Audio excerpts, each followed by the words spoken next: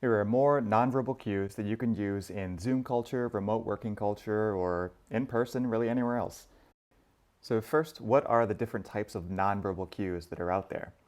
Chris Voss, author of Never Split the Difference, he does a masterclass as well. He was an FBI negotiator. He worked with a lot of hostages, and he really is an expert in this space.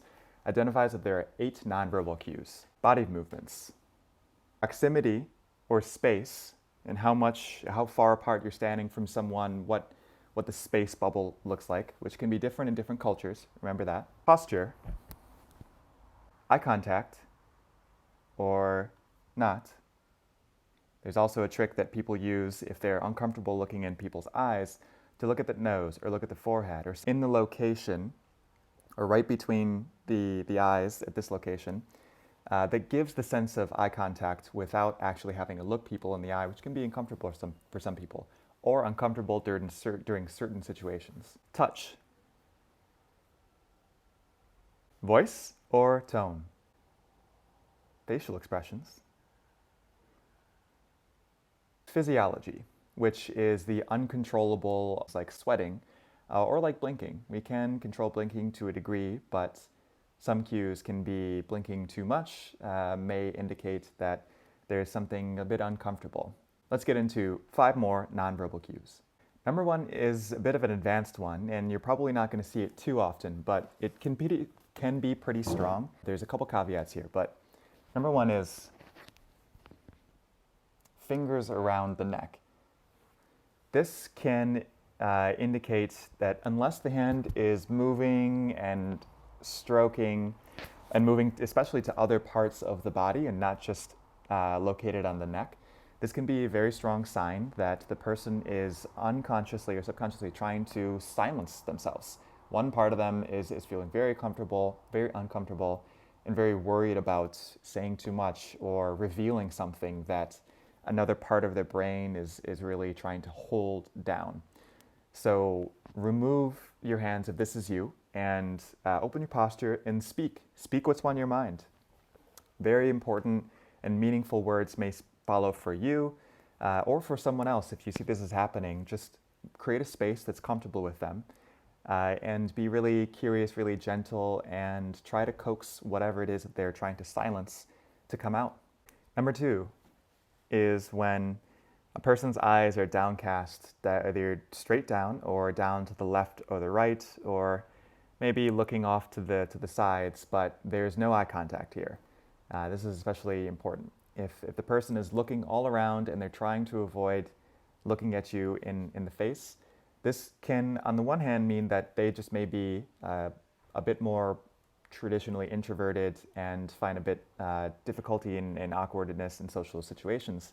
But if it's somebody that you know is usually pretty comfortable in social situations and they're looking everywhere except for you in the eyes, this naturally can indicate that the person, something's not quite right for them. They may feel ashamed, may feel guilty, they may feel like they've failed. It's kind of like when dogs have their tail between their legs.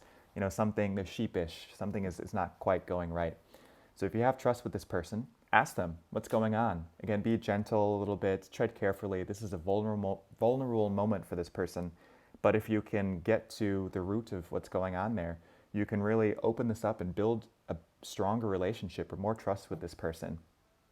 Number 3 is when a person's limbs, and it might be a little bit difficult here, but if a person's limbs and their legs are crossed and everything is wrapped up. This can, not always, but indicate that the person is not open, consciously or subconsciously, not comfortable with what's going on. It's a tell for many people that you are losing ground with them, that you do not have ground with them, that they're really not, there's not a lot of trust there, there's not an openness, and so you've got to do a little bit of maneuvering to get them to open up. Maybe ask more questions, get curious to understand what they're thinking, as opposed to continuing to go in for whatever point it is that you're trying to make, what other information you're trying to get. Maybe even take a little bit of a detour, go to a different subject, ask them about their family, their vacation, something that might build a little bit more trust with them and get them to start opening up on a topic that they enjoy and that's not critically that conversation that's happening right then. Have the person get up.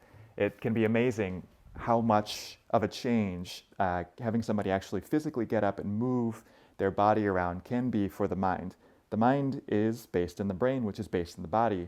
And so when the body is moving, it really disrupts whatever patterns might be going on in the mind. Now more parts of the brain are activated. It's not just a full concentration on whatever position it is that they've established at that point. So if you see somebody that's closed off and you want to get them to open up more, maybe suggest, let's go for a walk, or why don't we just stand up and do a little stretch. It might sound strange to do, especially if you're doing this in the business situation, but note that this really can work. Additionally, you can pair this with a bit of body language mirroring. It's pretty funny and amazing how we have these mirror neurons that will want to imitate what the other person is doing or saying or what we see in them. This can work a couple of different ways.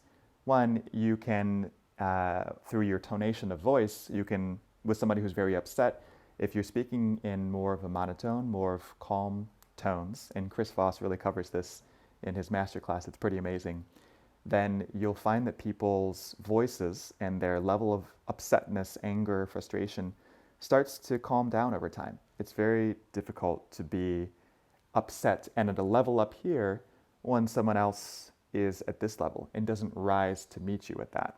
So that's one way to use mirror neurons to pull a person out of a situation that they're in, that you want to help them move away from, or it's important for you to move them away from that.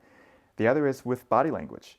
If you start to move your hands a little bit and you gesture more, then chances are you're probably going to find the other person is going to be really starting to move their body a little bit more too. So if you have a person that's really closed off and you want to get them to open up, then try doing expansive body movements. Cue number 4. This might be annoying if some of you just seeing this right now, but a jiggling body part can be a sign that the person has some energy that wants to be released. They're nervous, they're excited, they just need something's going on, or if they're fidgeting, or if they're kind of moving around like that, there's just an energy. It doesn't have to be, it's not necessarily a bad thing. It might be that they're, again, just excited about something that's going on.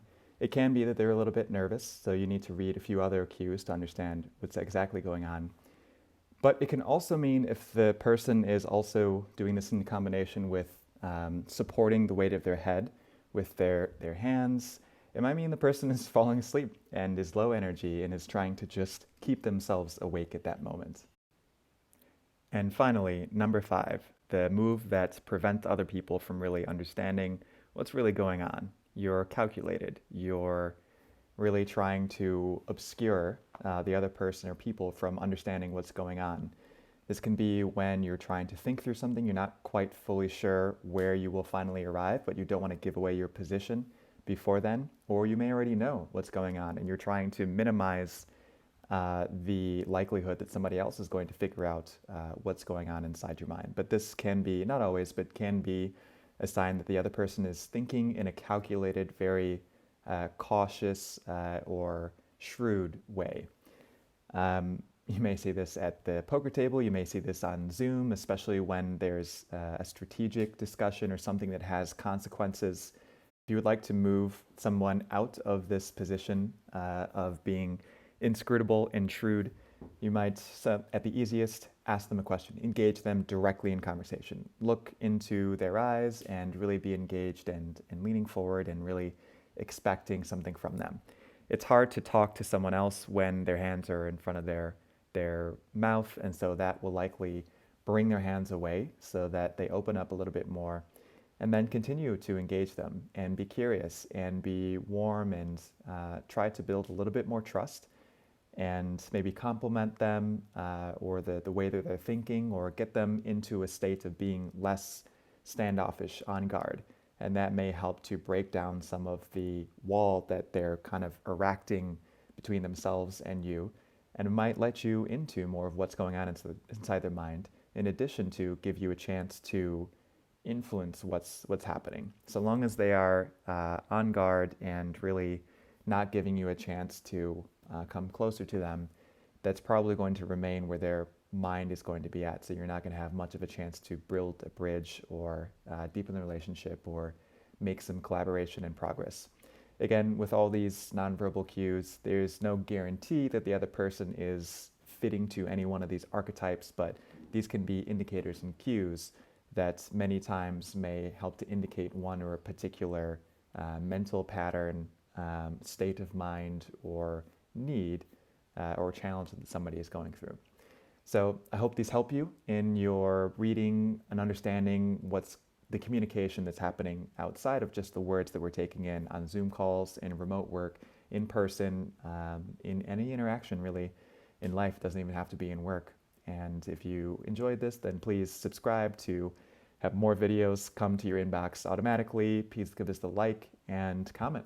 Let me know in the comments below what other tips might you have for nonverbal cues. And thank you so much for watching.